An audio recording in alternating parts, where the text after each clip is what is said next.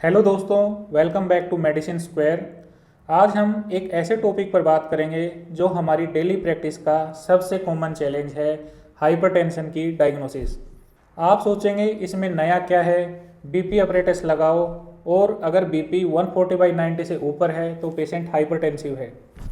अगर आप 2026 में प्रैक्टिस कर रहे हैं और केवल क्लिनिकल बीपी की रिकॉर्डिंग पर रिलाई कर रहे हैं तो आप शायद 30% पेशेंट को गलत डायग्नोज कर रहे हैं।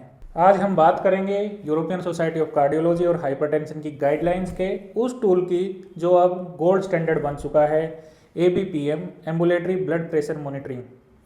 क्योंकि वाइट कोट हाइपरटेंशन और मास्क्ड हाइपरटेंशन ने हमारी क्लिनिकल अप्रोच को पूरी तरह बदल दिया है। ट्रेडिशनल तरीका क्या था? पेशेंट OPD में आया, ट्रैफिक से परेशान, डॉक्टर को वाइट कोट में देखकर anxious, clinical BP recording 150/90। Doctor ने सोचा बीपी हाई है और मेडिसिन स्टार्ट कर दी, लेकिन घर जाके पेशेंट जब रिलैक्स हुआ तो बीपी नॉर्मल हो गया। रिजल्ट क्या मिला? मेडिसिन लेते ही हाइपोटेंशन और घबराहट। इसे हम कहते हैं वाइट कोट हाइपरटेंशन। लेकिन दोस्तों, इसका उल्टा भी काफ़ी खतरनाक है, मास्क्ड हाइपरटेंशन।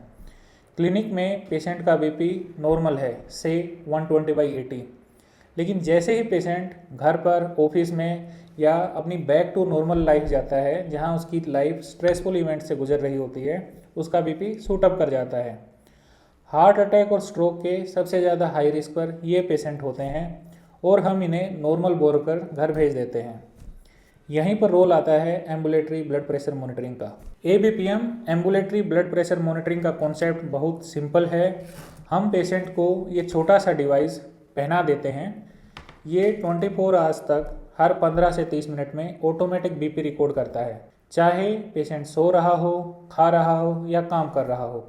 इससे हमें 3 क्रिटिकल पैरामीटर मिलते हैं जो OPD में कभी नहीं दिखेंगे। नंबर 1, 24 आवर्स का एवरेज कि हार्ट पर एक्चुअल लोड कितना है। नंबर 2, बीपी वेरिएबिलिटी कि बीपी कितना फ्लैक्चुएट कर रहा है। और नंबर 3, सबसे इम्पोर्टेंट, नॉक्टर्नल डिपिंग, क्या रात में सोते वक्त बीपी कम हो रहा है या नहीं। एम्बुलेटरी ब्लड प्रेशर मॉनिटरिंग के कट ऑफ OPD वाले कट ऑफ 140/90 से अलग होते हैं क्योंकि यहाँ वाइट कोट इफेक्ट नहीं होता।